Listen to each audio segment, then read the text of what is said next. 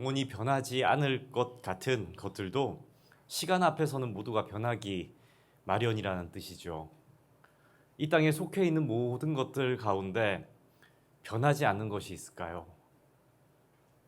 인생을 살면서 변하지 않고 의지할 수 있는 누군가가 옆에 있었으면 좋겠다라는 생각을 하곤 합니다.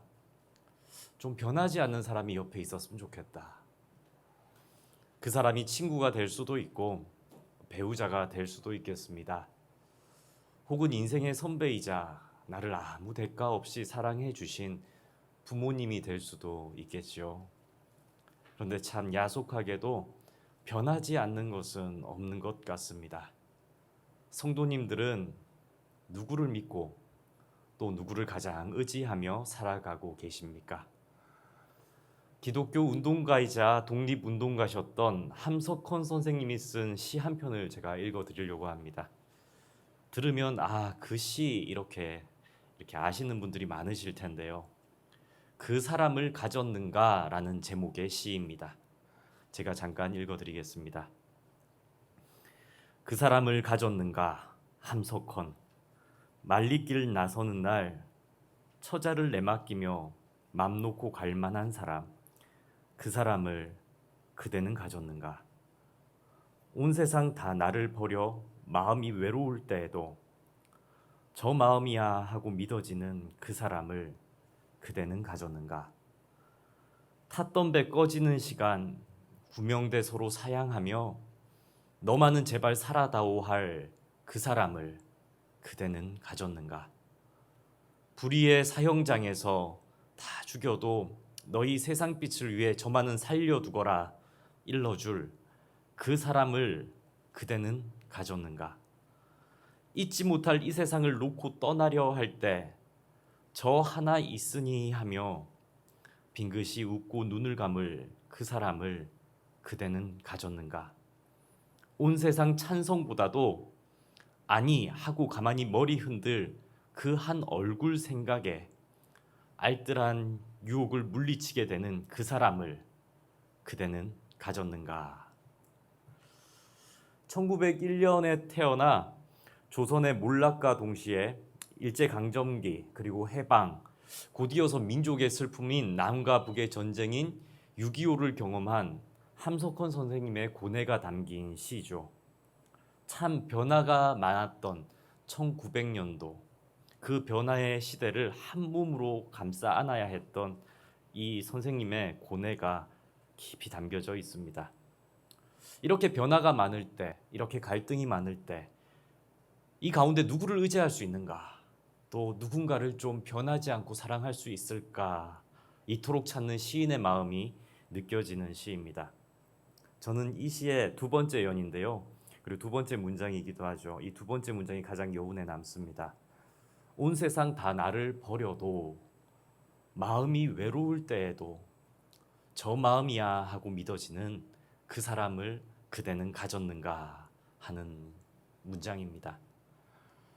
여러분들에게는 마음의 동의가 되고 말하지 않아도 이렇게 그 마음이 전달되어지는 그러한 사람이 옆에 계십니까? 성경의 인물 중에는 이토록 외롭고 자신의 마음을 알아주는 이가 없어서 눈물을 흘렸을 한 명의 사람이 등장합니다. 그 사람의 이름은 갈렙이죠.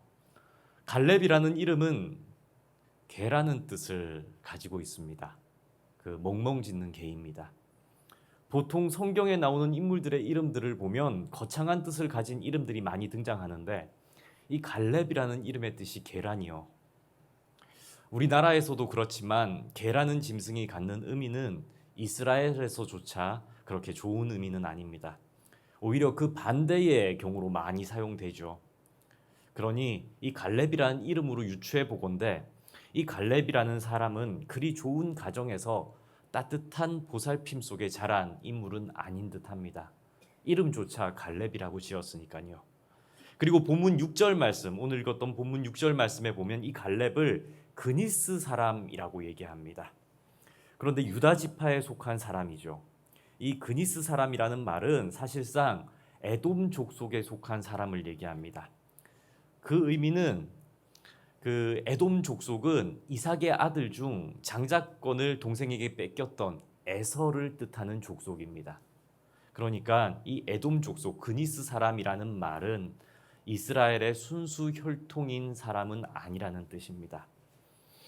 이러한 것으로 추정하건대 갈렙의 유년 시절과 청년 시절 그의 삶은 그리 유복하거나 평탄하지 않았을 것으로 우리에게 보여집니다. 또 그랬기에 이 갈렙은 아마 낮은 자존감으로 살 수밖에 없는 그러한 환경 속에 처해 있었을 것입니다. 외로웠겠죠. 힘든, 거친, 척박한 상황들이 이 갈렙에게는 많았을 것입니다. 우리는 이 갈렙이라는 인물을 이전에는 몰랐다가 성경 중 모세 때에 처음 이 갈렙이라는 인물을 소개받게 됩니다. 이스라엘 민족의 그 애굽의 노예살이에서 해방되던 그때 하나님은 은혜로 이 이스라엘 백성들을 해방시켰을 뿐 아니라 저 비옥한 가나안 땅을 주겠다 약속하십니다. 그래서 이 이스라엘은 하나님을 믿고 약속의 땅을 얻기 위해 가나안으로 출발하는 여정을 시작합니다. 출애굽을 하고 시내산에 도착해서는 하나님과 약속을 맺는 언약식을 맺습니다. 하나님의 백성으로 신실하게 살겠다는 약속입니다. 하나님만 의지하며 살겠다는 약속입니다. 하나님의 말씀에 순종하며 하나님만 바라보겠다는 그 약속을 합니다. 그리고 예배드릴 성막도 완성합니다. 그리고 이들은 곧 가나안의 접경지역 가데스 바네아에 도착하죠. 이제 모세는 이곳에서 여호와의 명령을 따라 이스라엘 지파에서 한 명씩 선발하여 가나안을 정탐할 팀을 만듭니다. 이때 12명의 정탐꾼, 12지파니까요. 12명의 정탐꾼이 모이는데 이때 유다 지파의 대표가 바로 누굴까요? 네, 제 목소리가 너무 좋은가요? 예, 이 갈렙이 등장합니다. 갈렙, 유다 지파의 대표가 갈렙이죠. 그리고 이 에브라임 지파의 대표가 눈의 아들 호세아, 즉 여호수아입니다. 그 후의 이야기는 우리가 잘 아는 내용들로 계속되어집니다. 가나안 거민이 강한지 약한지, 그 땅이 좋은지 나쁜지, 성이 진영인지 아니면 산성인지, 토지가 비옥한지 메바른지 등 이 모세의 명령에 따라서 이 정탐꾼들은 하나님이 약속한 땅, 그 가나안 땅을 철저하게 조사합니다. 그리고 이 정탐꾼들은 가나안의 전 지역을 다니기 시작합니다. 신강야에서 하맛 어기까지, 그리고 네겝에서 헤브론까지, 동에서 서로, 남에서 북으로 전 사방을 다 정탐하고 돌아오는 것이죠. 이렇게 정탐한 12명의 정탐꾼들은 40일 후에서야 이스라엘에게 다시 돌아옵니다. 그리고 이스라엘에 돌아온 그들은 모세와 혼 회중 앞에서 그들이 본 것을 얘기합니다. 그들의 얘기는 이렇습니다. 모세 당신이 말한 그 가나안 땅은, 하나님이 약속한 그 가나안 땅은 참으로 비옥한 땅입니다. 하지만 그 땅의 거주민은 강하고 성읍은 견고하고 심이 크며 거기서 우리들은 심지어 아낙 자손도 보았습니다. 이 보고를 들은 이스라엘 백성들은 술렁이기 시작합니다. 정탐꾼들의 보고서는 지극히 객관적이죠. 하나도 틀린 말은 없습니다. 하지만 그들이 마주한 현실은 이스라엘 민족으로 하여금 두려움을 갖게 만듭니다. 좌절감을 주기에 충분한 보고서입니다. 왜냐하면 가나안 땅은 그들이 정복할 수 있는 그러한 영역이 아닌 것처럼 보이기 때문입니다. 이스라엘 모두가 의기소침해졌습니다. 바로 앞전에 하나님을 믿겠습니다. 하나님을 믿고 가겠습니다. 하나님의 말씀에 순종하겠습니다 하는 언약식도 가졌지만 그 누구도 하나님을 믿고 가나안 땅으로 들어가려 하기보다는 정탐꾼들의 40일간의 가나안 리포트를 더욱 신뢰하게 되었습니다. 이때 정탐꾼으로 나섰던 12명 중 한 명이 이스라엘의 소란을 잠재우면서 이렇게 외칩니다. 우리가 올라갑시다. 우리가 올라가서 저 땅을 취합시다. 하나님을 믿고 한번 가봅시다. 이렇게 외쳤습니다. 그 사람이 바로 갈렙입니다. 하지만 나머지 10명의 정탐꾼들은 우리는 못한다. 우리는 못한다라고 입을 모아 말합니다. 민수기 13장 33절의 말씀입니다. 거기서 네피림 후손인 아낙 자손의 거인들을 보았나니 우리는 스스로 보기에도 메뚜기 같으니 그들이 보기에도 그와 같았을 것이니라. 이 10명의 정탐꾼들은 10개 지파를 대표하는 수령들입니다. 이 리더들은 패배주의에 이미 빠져 있습니다. 아낙 자손들이 보기에, 그 큰 거인들이 보기에 우리들은 메뚜기에 불과할 것이다. 우리는 가면 다 죽을 것이다. 하나님을 불신하고 자신들의 모습을 보니까 이러한 말이 나올 수밖에 없습니다. 이내 전체 이스라엘은 동요하기 시작합니다. 당시 상황을 민수기 14장 3절에서 4절은 우리에게 이렇게 보여줍니다. 우리 다 함께 봉독하겠습니다. 어찌하여 여호와가 우리를 그 땅으로 인도하여 칼에 쓰러지게 하려 하는가? 우리 처자가 사로잡히리니 애굽으로 돌아가는 것이 낫지 아니하랴. 이에 서로 말하되 우리가 한 지휘관을 세우고 애굽으로 돌아가자 하매. 아멘. 아멘. 이스라엘은 전쟁도 하기 전에 그 마음이 심히 두려워 떨고 있습니다. 하나님은 어찌하여 우리를 이런 사지로 내모는가? 하나님은 약속의 땅이라고 해놓고는 우리로 하여금 이렇게 죽을 수밖에 없는, 패할 수밖에 없는 곳으로 우리를 내몰았구나. 그들은 분노하기 시작합니다. 이들을 이끌던 모세와 아론도 성난 회중 앞에서 벌벌 떠며 엎드리기 시작합니다. 여기서 이 성난 회중들 앞에서 하나님의 편에 서서 한마디 했다가는 가나안 군대가 아니라 이 성난 회중들에 의해서 먼저 죽을 것입니다. 이 얼마나 믿음에 있어서는 무지한 군중의 모습입니까? 시편 20편 7절에는 이런 구절이 있습니다. 어떤 사람은 병거, 어떤 사람은 말을 의지하나 우리는 여호와 우리 하나님의 이름을 자랑하리로다. 아멘. 믿음은 눈에 보이는 현실을 가늠해서 나아가는 것이 아닙니다. 믿음은 인간의 계산이 아닌 하나님의 말씀을 의지하며 나가는 것이죠. 여호와 하나님의 선하신 계획을 믿고 모든 장애물을 용기 있게 한 걸음 디뎌 나가는 것이 믿음입니다. 그런데 현실에서 이익을 얻고 복을 받을 때에는 이스라엘은 하나님과 언약식까지도 하지만 눈앞에 자신과는 비교할 수도 없는 적들과 전쟁해야 하는 이 상황, 그들의 능력으로는 도무지 이길 수 없는 이 상황 앞에서는 하나님을 도무지 믿을 수가 없는 연약함을 보입니다. 한편으로는 이러한 이스라엘의 모습이 이해되기도 합니다. 이 이스라엘은 자신들의 믿음의 선택으로 무언가를 돌파한 적이 없기 때문입니다. 모두 모세를 통해서 하나님께서 먼저 베풀어 주신 기적을 맛봤을 뿐이지, 그들은 뭔가 안 되면 불평을 했고, 불평을 하면 하나님께서 모세를 통해 들어주시는 기적만 맛봤을 뿐이지, 자신들이 먼저 담력을 가지고 하나님의 이름을 위해서 하나님의 영광을 선택해서 믿음으로 무언가를 돌파해 본 적은 없는 사람들이기 때문에 그렇습니다. 성도님들, 믿음으로 행한다, 믿음으로 살아간다라는 뜻은 우리도 잘 알듯이 현실에 물든 우리들에게는 어쩌면 처음 시도해보는 번지점프와 같지 않겠습니까? 가느다란 로프 하나를 발목에 걸고 50m 아래로 뛰어내려야 하는 번지점프 같은 것이죠. 믿음의 담력은 가보지 않은 길을 하나님만 믿고 가는 것입니다. 가느다랗게 보이는 하나님의 끝만을 붙잡고 어쩌면 우리는 깊은 바다까지도 건너는 모험이 믿음일지 모릅니다. 저는 어떠한 사람으로 보이십니까? 좀 담대한 사람으로 보이십니까? 아니면 백면서생이라고 누가 얘기하던데요. 얼굴이 하얘서 그런가요? 좀 약해 보인다는 얘기를 종종 듣곤 했습니다. 저는 다른 건 다 무서운데 높은 곳에 서는 거는 참 두려워하는 사람입니다. 이 강단도 조금만 더 높았으면 제가 한빛교회 오는 걸 꺼렸을지도 모르겠습니다. 높은 데 올라서면 얼마나 무서운지요. 하지만 저는 호주에 갔을 때 번지 점프를 제가 돈 내고 한번 해봤습니다.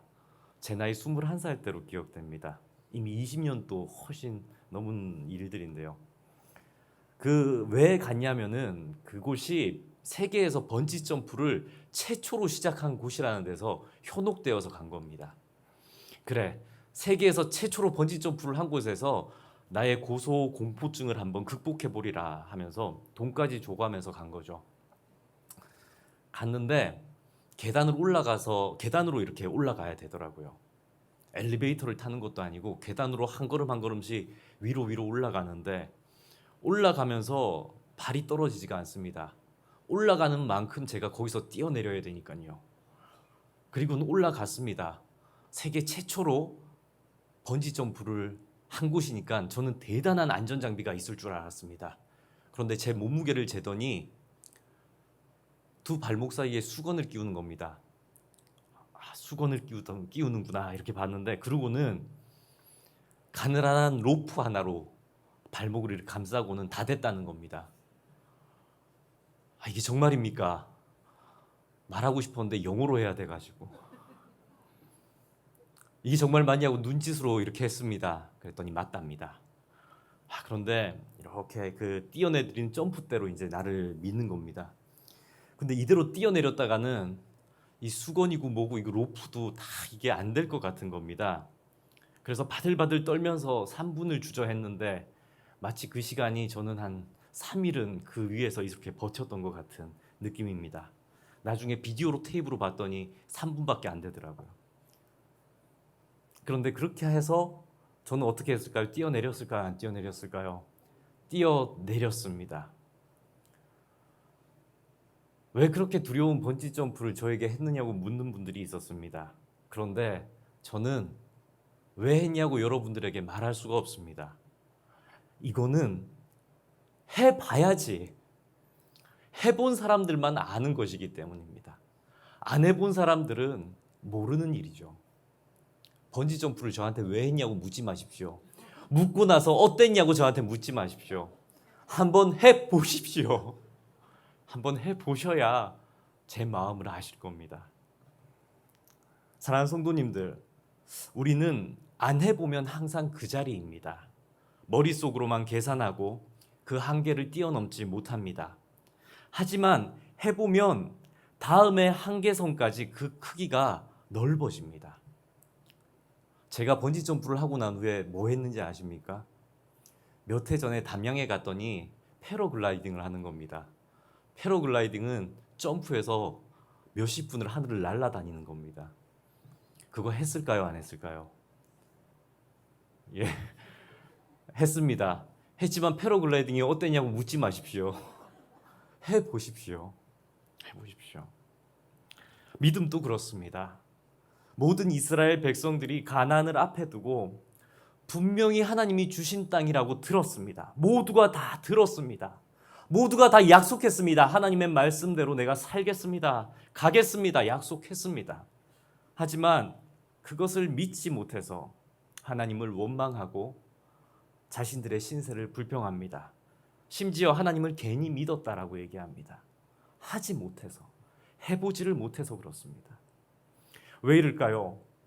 말로는 하나님을 의지한다고, 하나님을 믿는다고 하면서도 하나님을 믿는 게 아니라 자신을 보니까 그렇습니다. 내 능력으로 가나안을 정복해야 된다고 생각하니까 당연히 아낙 자손, 그 거인들의 모습과 자신의 신체의 능력을 비교하게 되고, 그 아낙 자손의 무시무시한 무기와 성읍들을 보니까 자신이 가진 무기와 비교하게 되어서 못하겠다고 두 손 드는 것입니다. 하지만 이때 갈렙은 자신의 힘이나 능력이 아니라 하나님을 보았습니다. 여호와 하나님의 반석을 가르고 단물을 주시던 사랑을 기억했고, 여호와 하나님께서 홍해를 갈랐던 그 능력을 의지했고, 애굽 왕 바로로부터 그들을 구원코자 행하셨던 그 태초의 선하신 계획을 그는 믿었습니다. 갈렙은 자신의 가문, 자신의 이름, 자신의 능력이 아니라 하나님의 능력을 믿고 저 가나안으로 올라가 보자고, 우리 하나님 믿고 나왔으니 하나님 믿고 가자고 이스라엘에게 믿음을 가르쳤습니다. 성도님들, 우리 한번 따라해 보시겠습니다. 믿음은 하나님의 능력을 의지하는 것입니다. 믿음은 하나님의 말씀대로 도전하는 것입니다. 아멘. 믿음을 모르는 군중들 가운데 여호수아와 갈렙이 믿음으로 일어섰습니다. 그리고 그들은 이렇게 외칩니다. 우리 다 함께 민수기 14장 8절과 9절의 말씀 함께 읽겠습니다. 여호와께서 우리를 기뻐하시면 우리를 그 땅으로 인도하여 들이시고 그 땅을 우리에게 주시리라. 이는 가연 적과 꿀이 흐르는 땅이니라. 다만 여호와를 거역하지 말라. 또 그 땅 백성을 두려워하지 말라. 그들은 우리의 먹이라. 그들의 보호자는 그들에게서 떠났고 여호와는 우리와 함께 하시느니라. 그들을 두려워하지 말라 하나. 아멘. 이것이 믿음의 사람들의 고백이요, 이것이 믿음의 사람들이 행할 행동입니다. 갈렙은 아무도 하나님의 편에 서지 않을 때, 모두가 현실을 보며 하나님을 욕할 때, 그 누구도 하나님의 계획에 자신의 인생을 맡기려 하지 않을 때, 바로 그러한 때에 하나님을 보았습니다.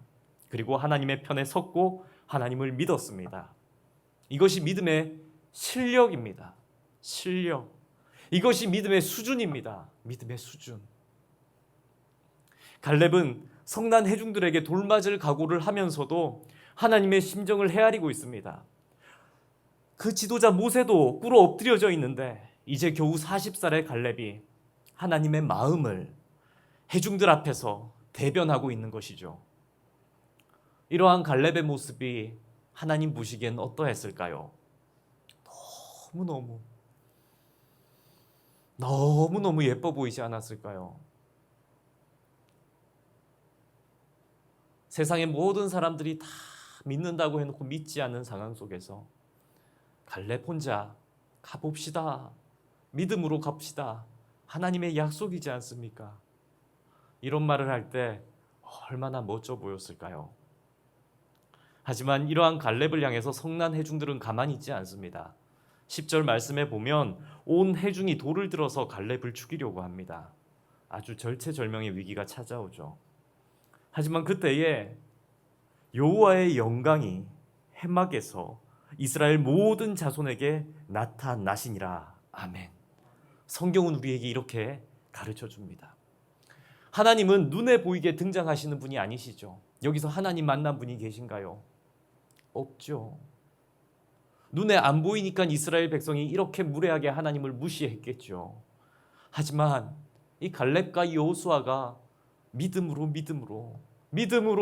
서서 있는데 그들을 해하려는 사람들이 있으니까, 죽을 위기에 처하니까 하나님이 눈에 보이게 등장하셨다는 얘기입니다. 결정적인 순간까지도 하나님을 믿고 의지하니까 하나님께서 이들을 살려주시기 위해서 감추었던 모습을 이들 앞에서 등장하셨다는 얘기죠. 이렇게 등장하신 하나님께서는 이스라엘 민족에게 하나님의 심판의 말씀을 하십니다. 가나안 땅에 가지 못하리라 한 이스라엘 백성들은 결코 가나안에 못 가리라 심판하시는 것입니다. 너희들 못 간다고 했느냐? 정말 능히 너희들은 못 가리라. 너희의 믿음대로 못 가리라. 이렇게 심판하시는 겁니다. 하지만 하나님은 갈렙에게 약속하십니다. 갈렙은 그 마음이 그들과 달라서 나를 온전히 따랐은즉 그가 갔던 땅, 그가 정탐했던 땅으로 내가 그를 인도하여 드리리니 그의 자손이 그 땅을 차지하리라. 아멘. 그때 갈렙이 정탐했던 땅이 이 헤브론 산지입니다. 이 가데스 바네아의 사건으로 인해서 이스라엘 민족은 이제 광야에서 40년을 또 돌아다니게 됩니다. 믿음이 없어서, 믿음을 몰라서, 그리고 믿음으로 도전해야 할 때 믿음으로 도전하지 못해서 이 이스라엘은 잃어버린 40년을 보내게 되는 것입니다. 믿음으로 도전해야 하는데 믿음으로 도전하지 못하면 이렇다는 것이죠. 그리고 하나님의 말씀대로 이 광야에서 가나안에 못 가리라 한 이 이스라엘 출애굽 1세대들은 모두 죽습니다. 사랑하는 성도님들, 하나님의 나라도 이와 같습니다. 천국은 믿음으로 가는 나라이죠. 아무리 하나님의 기적을 옆에서 지켜봤다고 해도, 아무리 모세와 같은 영적 지도자의 밑에서 함께 나아갔다고 해도 그 자신의 믿음이 없으면 천국은 갈 수가 없는 것입니다. 우리의 입술로 고백하는 것이 중요한 것이 아니라 진실로 이 마음속에 믿음의 담력을 가지고 하나님과의 관계 속에서 그 믿음의 크기를 키워보지 못하면 천국은 갈 수 없다는 얘기입니다. 모든 하나님의 약속은 그 약속을 믿는 이들에게만 실현되기 때문입니다. 광야에서의 40년이 지나고 모세 역시 죽음을 맞습니다. 그렇다면 성도님들, 여기서 질문 하나 드리겠습니다. 여러분들 생각에 모세의 다음 리더는 믿음으로 볼 때 누가 되어야 할 것 같습니까? 이 설교를 잘 들은 분들은 갈렙이라고 당장 나오겠죠.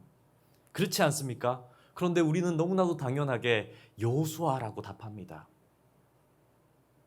하지만 저는 갈렙의 모습을 보면서, 이 기록들을 보면서 담대하게 가나안을 정복하자고 외쳤던 이 갈렙이 되었어야 하지 않나 하는 생각이 들기도 합니다. 하지만 현실은 여호수아가 다음 리더가 되어서 이스라엘을 이끌게 됩니다. 성도님들이 당시의 갈렙이라면 그 마음이 어땠을까요? 에브라임의 순수 혈통 여호수아이기 때문에 내가 그 혈통에서 밀린 것인가? 나는 에돔 족속이기 때문에. 아니면 모세의 시종으로 줄을 잘 섰던 여호수아였기 때문에 리더가 된 것인가? 그럼 나는 좋은 가문, 좋은 배움을 받지 못했기에 줄을 잘못 서서 내가 리더가 되지 못한 것일까?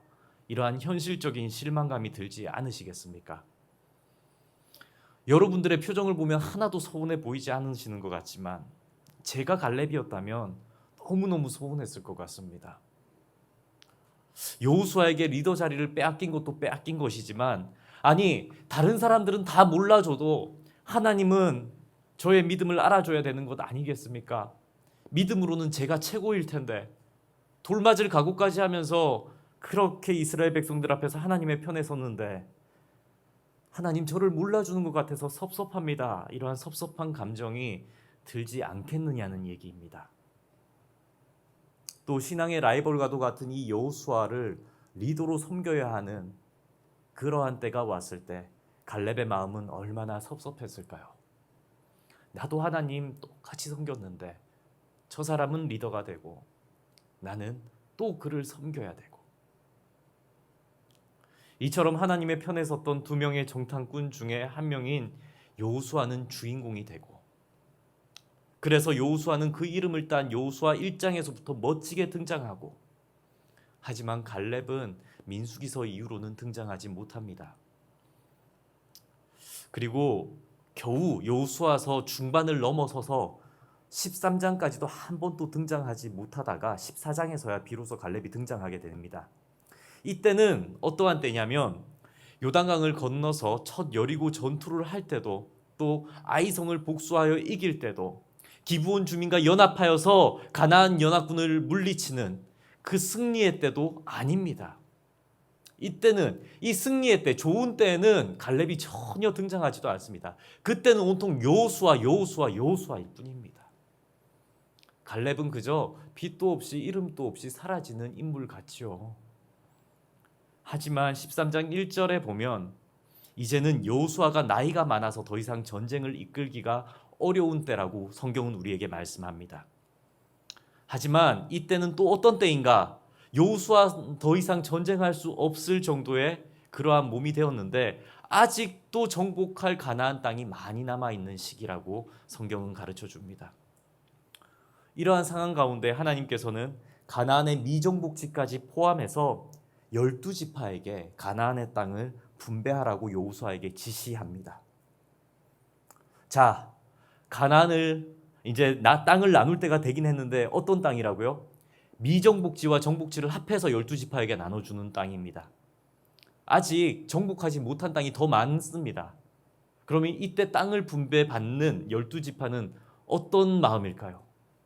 서로 눈치를 보고 있겠죠.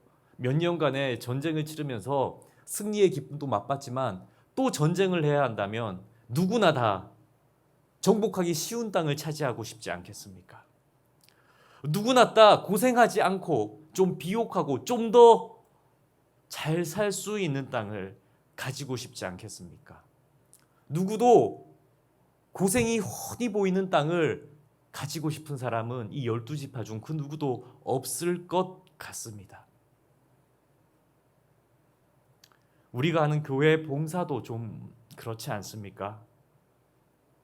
더구나 이 더운 날씨에 누가 고된 일을 하고 싶고 누가 힘든 일을 하고 싶고 또 누구는 아무리 해도 고생한다, 수고한다는 말 들을 수 없는 곳에서 봉사하시는 분들도 있죠. 또 남모르게 봉사하시는 분들도 계시지 않으십니까? 하지만 고르라고 한다면, 내가 그 봉사를 선택할 수 있다면 누가 그 고생의 봉사를 선택하겠습니까? 이러한 상황입니다. 그 땅의 분배가 이제 14장부터 시작되는데 이때서야 비로소 이제까지는 모습을 감추었던 갈렙이 등장합니다. 그것도 나머지 지파들은 정복하기 어렵다고 여기는 헤브론 땅, 여전히 아낙 자손의 후예인 거인들이 차지하고 있는 땅, 그 땅을 자신이 정복하겠다고, 내가 한번 정복해 보이겠다고 자신하며 나타나는 인물이 바로 이 갈렙입니다.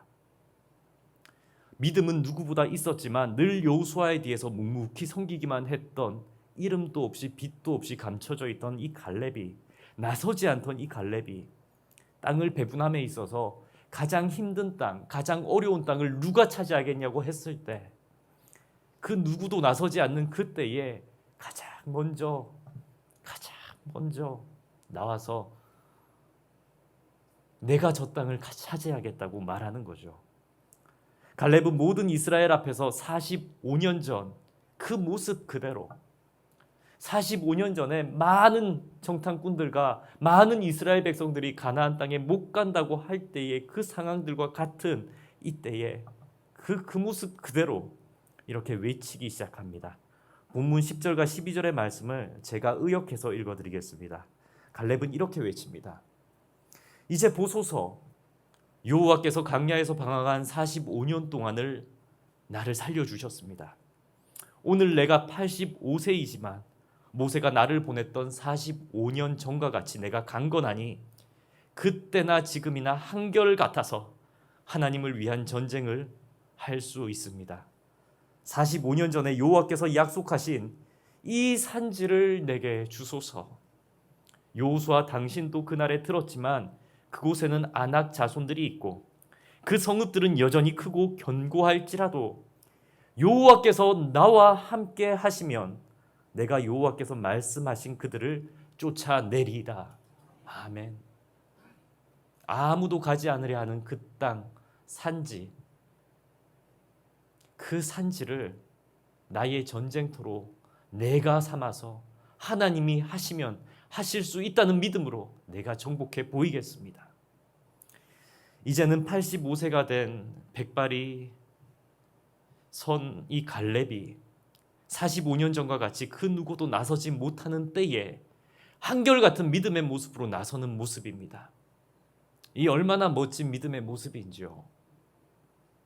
하나님의 주권을 믿고 인정하며 자신은 여호수아에게 가려진 조연으로 그 긴 시간을 보냈지만 또다시 믿음의 사람이 필요할 때라면, 또 믿음의 어떠한 결단이 필요할 때라면 낮은 자의 모습으로, 변함없는 모습으로, 하나님을 붙잡는 모습으로 85세의 나이임에도 하나님을 믿음으로 그 땅을 정복할 수 있다고 말하면서 갈렙은 나아옵니다. 이 갈렙의 모습이 우리 성도님들은 어떻게 보이십니까? 결국 갈렙은 믿음으로 헤브론을 정복합니다. 아멘. 45년이라는 하나님과 갈렙의 약속은 이렇게 성취되는 것입니다. 그 후 헤브론 땅은 유다 지파의 다윗이 자신의 왕권을 공인하는 장소가 됩니다. 이 유다 지파의 수령이 누구였습니까? 갈렙이었습니다. 비천한 가문의 출신, 이방 족속 출신, 하지만 유다 지파에 편승되어 헤브론 땅을 차지한 인물, 그리고는 그 자손 대대에 누가 나왔다고요? 다윗. 다윗이 그의 왕권을 세우는 장소가 바로 이 헤브론 산지입니다. 그리고 다윗을 넘어 그 믿음의 계보는 예수 그리스도의 계보로까지 이어지게 됩니다. 사랑하는 성도님들, 우리는 오늘 갈렙이라는 인물을 통해서 하나님이 역사하시는 믿음의 모습이 무엇인가를 살펴보았습니다. 갈렙은 믿음을 보여야 할 때 죽음을 무릅쓰고 믿음의 도전을 외쳤습니다. 그리고 그 도전이 비록 좌절되었으나 45년이라는 시간을 한결같이 기다렸습니다. 그 45년의 기간이 얼마나 긴 시간인지 가늠조차 되지 않지만 40세였던 갈렙이 85세가 되었어도 그는 변하지 않는 믿음으로 한결같은 신실함으로 하나님과의 약속을 지키고자 이 산지를 내게 주소서, 저 헤브론 땅을 내게 주소서, 내가 하나님과의 약속을 지키겠습니다. 그 도전을 시작합니다. 믿음은 현실을 계산해서 가능하다고 여겨질 때 뛰어드는 도전이 아닙니다. 갈렙은 85세에 그의 전투력을 믿고 헤브론을 정복하겠노라 자신하지 않았습니다. 갈렙은 그의 나이나 능력, 환경을 계산해서 나아가지 않았습니다. 오직 하나님이 말씀하신 것을 쫓아서 하나님의 약속을 믿고서 그를 처음 불러주었을 때 그 약속을 붙들고 한 걸음 한 걸음 계속 걸어갔습니다. 결국 그의 믿음의 도전은 성취되었고 새로운 믿음의 이정표를 우리에게 우뚝 세워서 보여주었습니다. 하나님과의 45년의 약속을 믿음으로 이뤄낸 갈렙의 그 발자국이 오늘을 살아가는 우리들에게도 큰 도전이 되기를 주님의 이름으로 축복합니다. 갈렙을 세우신 하나님께서 오늘 이 땅을 살아가는 우리들을 갈렙과 같이 동일하게 세워주시기를 소망합니다. 함께 찬양하길 원합니다. 성도님들에게도 마음속에 하나님이 주신 믿음의 약속이 있으십니까?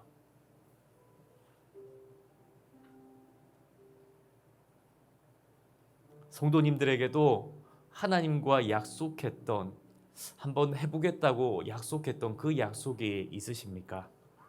하지만 아직 그 약속을 실행할 기회가 주어지지 않았습니까? 하지만 우리가 우리의 모습을 내려놓고 하나님만 바라보며 붙잡을 때, 그리고 믿음의 도약 점프를 한번 할 때 하나님께서는 그 약속을 반드시 이루어주실 줄 믿습니다. 함께 찬양하시겠습니다.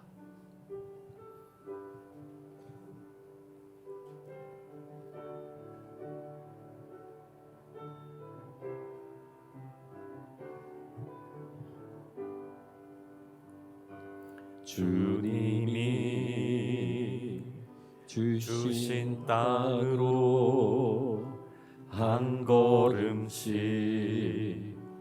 나아갈 때에 수많은 적들과 견고한 성이 나를 두렵게 하지마.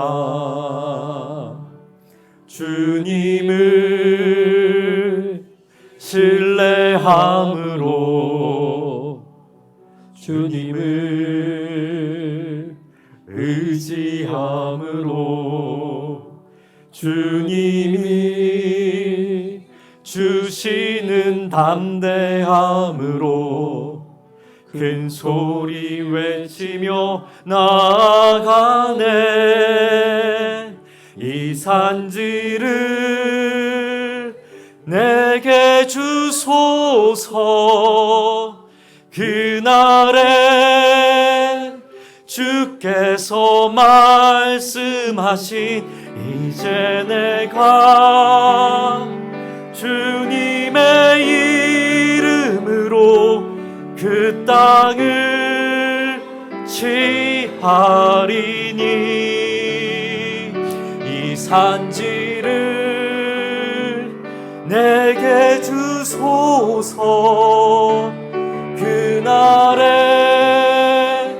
주께서 말씀하신 이제 내가 주님의 이름으로 그 땅을 취하리니. 다시 한번 고백합니다. 주님이 주신 땅으로 한 걸음씩 나아갈 때에 수많은 적들과 견고한 성이 나를 두렵게 하지만 주님을 신뢰함으로 주님을 의지함으로 주님이 주시는 담대함으로 큰 소리 외치며 나아가네. 이 산지를 내게 주소서. 그날에 주께서 말씀하신 이제 내가 주님의 이름으로 그 땅을 취하리니. 이 산지를 내게 주소서. 그날에 주께서 말씀하신 이제 내가 주님의 이름으로 그 땅을 취하리니. 이 시간 우리 다 함께 기도 한번 하길 원합니다. 주님, 우리도 믿음으로 돌파해야 할 것들이 있습니다. 믿음으로 기다리고 있는 것이 있습니다. 믿음으로 하나님께 영광 돌리고 싶은 것이 있습니다. 하지만 나에겐 가진 것이 없고 나의 신체는 점점 낡아지고 나의 마음은 점점 무뎌지고 나의 믿음은 이토록 안정을 원합니다. 주여, 다시 한 번 더 믿음으로 도전할 수 있게 하여 주옵소서. 다시 한 번 더 믿음으로 주님 아버지 앞에 영광 돌리게 하여 주옵소서라는 이 간절한 기도 제목 가지고 우리 다 함께 주여 한번 부르짖고 기도하시겠습니다. 주여! 전능하신 하나님 아버지,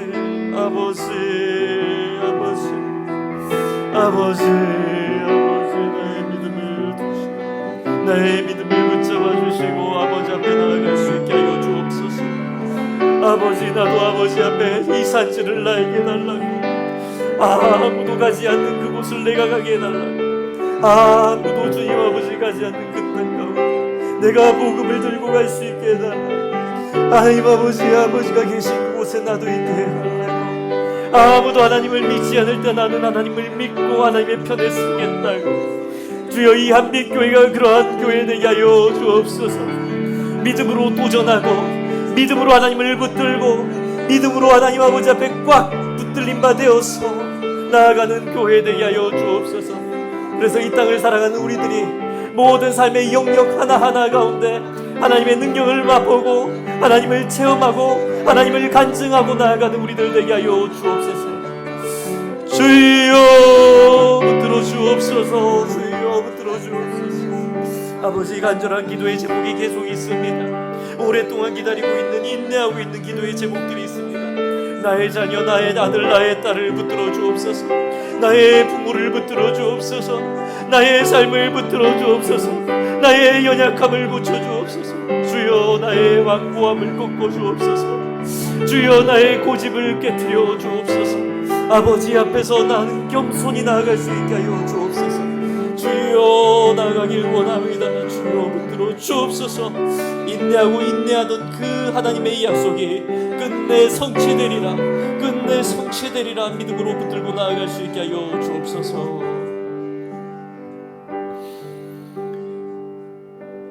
하늘에 계신 하나님 아버지, 저희는 이 땅을 살면서 눈앞에 벌어지는 일들의 마음을 빼앗깁니다. 눈으로 보고 머리로 계산하는 일에 익숙한 존재임을 고백합니다.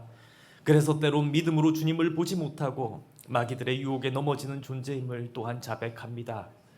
갈렙에게 믿음을 주셨고 그 믿음을 붙잡고 담대한 믿음의 도전을 하게 하신 주님, 저희에게도 믿음의 담력, 믿음의 용기를 더하여 주옵소서.